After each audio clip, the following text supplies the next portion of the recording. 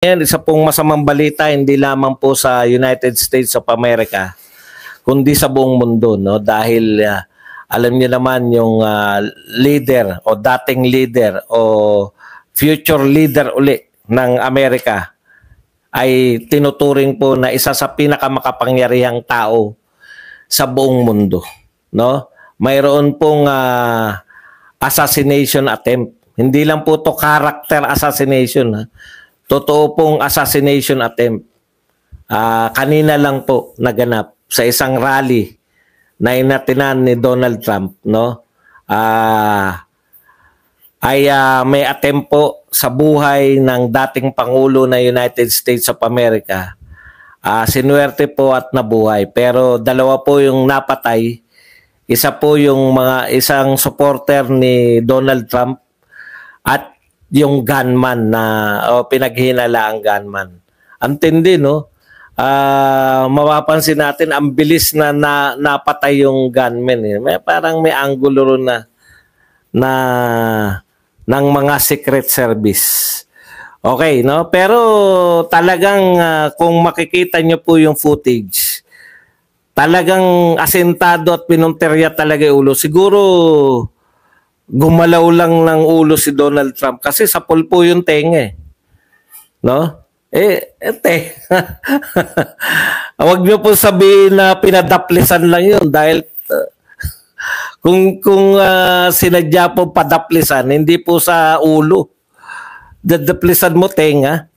Talagang ang intention po nun, alam niyo na, no? Kaya lang, malakas ang kapit nito ni Donald Trump.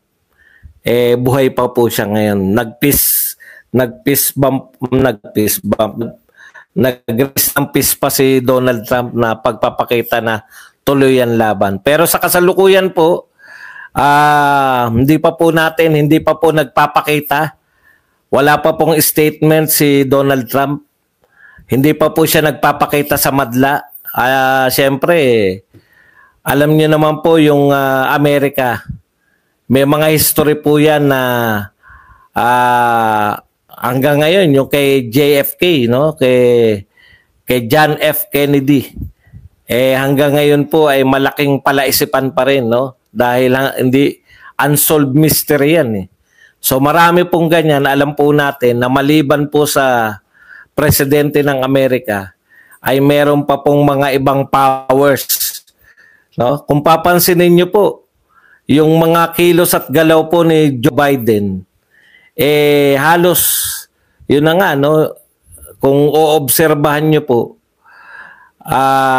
yung mga kinikilos lately ni Joe Biden, parang sa tingin nyo ba siya pa yung nagpapatakbo ng Amerika? So, yung hinala nyo, maaaring hinala ko pa rin. Kaya po hindi basta lumalantad ngayon si Donald Trump. Hindi rin po ipinaalam kung nasaan siya ngayon. Hindi lang po to simpleng usapin ng Democrats versus Republican. Baka akala po ninyo simple lang po itong usapin na to. Tandaan nyo po, nung pinatay po si JFK, hindi po yan simpleng usapin ng Democrats o hindi simpleng usapin to ng mga pag-aaway-away ng politiko. No? Talagang talagang may mga powers maliban po sa mga lantad. Sa mga lantad po na namumuno sa Amerika. Ay meron pa pong mga powers na hindi natin nakikita. Hindi nagpapakita pero nararamdaman. Ramdam natin, eh. Kasi maniniwala ba kayo na si Biden yung kung saan nga papunta, kung saan nga hahakbang, eh. Hindi na alam ni Biden kung, di ba? Hindi, kumbaga yung direction lang na, literal na direction papunta ng stage, hindi na alam ni Biden minsan, eh. Pati yung mga sinasabi, nawawala yung train of thoughts ni Biden. Minsan naisip ko parang si Badong Aratiles to. Sa kalagitnaan ng statement, nawawala. Biruin nyo, pinakilala. Ito nung isang araw, kahapon lang, pinakilala si pinakilala si Zelensky. Narito po, the President of Ukraine, Putin. Pinakilala si Zelensky na si Putin. Tapos nung tinanong po siya, no? Bakit niyo po napakilala si Zelensky bilang si Putin? Habang nagpapaliwanag siya, nakalimutan niya sasabihin niya, kaya sinabi niya na anyways, anyway, badong na badong, di ba? Pag nakakalimutan na yung sinasabi anyway, yun po. Yun po ba sa tingin niyo siya ay nagpapatakbo ng Amerika ngayon? Kaya sabi ko po yung mga powers, ano po yan? Ako tingin ko ganito eh. Alam po ng lahat ng tao, no? Alam po ng lahat ng tao. Hindi eh. Sobra no. Ukrainian. Ukrainian ba?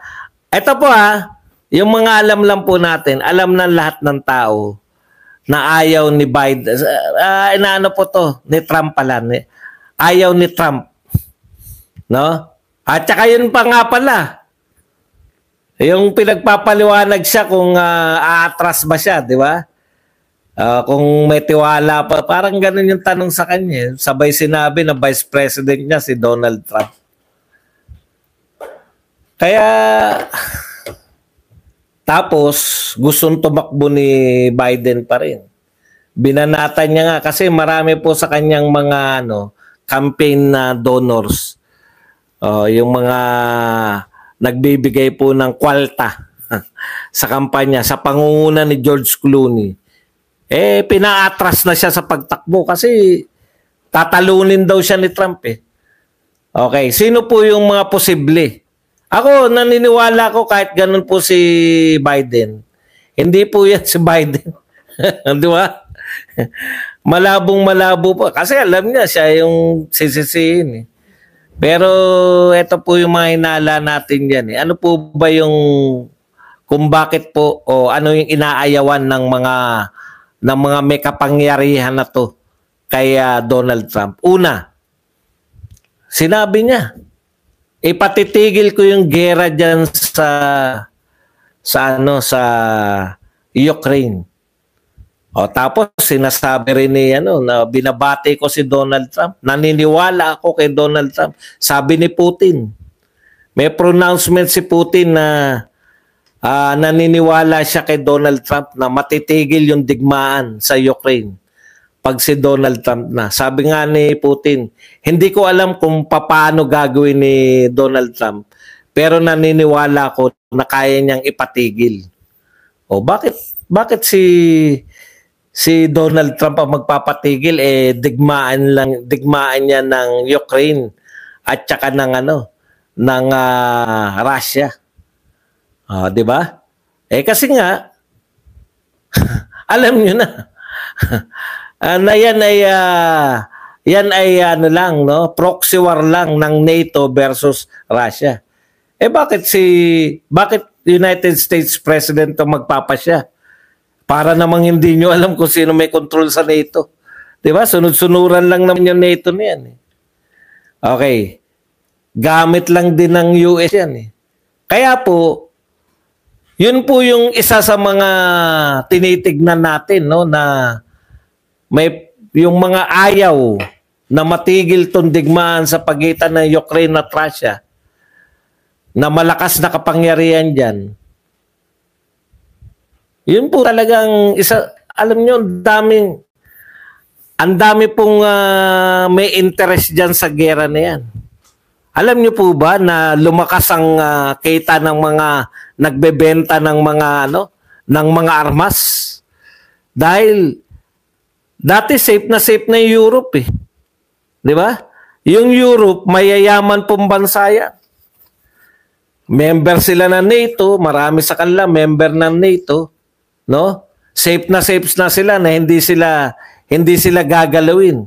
Member sila ng NATO, pag nilusob sila ni Putin, Laban ni Putin lahat ng NATO eh. Pero nakita nila, putya, kaya pala ni Putin na palagan na NATO. No? Eto, nag-a-apply pa lang yung Ukraine. Eh. Kaya pala niyang palagan. Teka muna. Bili na tayo ng armas natin. Yung mga tipong ganun yan eh. Ako, yun yung nakikita ko riyan eh. Tapos, syempre, iba po eh. Pati yung magkaugnay din po tayo dyan. Kung mapapansin po ninyo. Malaki rin po yung ugnayan natin dyan. Kasi si Donald Trump, mahilig po yung magtigil ng gera. Yung 4 na taon niya na panunungkulan, ilan po yung gera na yun yung pinagmamalaki ni Donald Trump eh. Sa panahon niya lang, walang naganap o walang pinasimulan. Kumbaga, namana niya na lang kung may mga gera man, namana niya lang. Kay Donald Trump, no?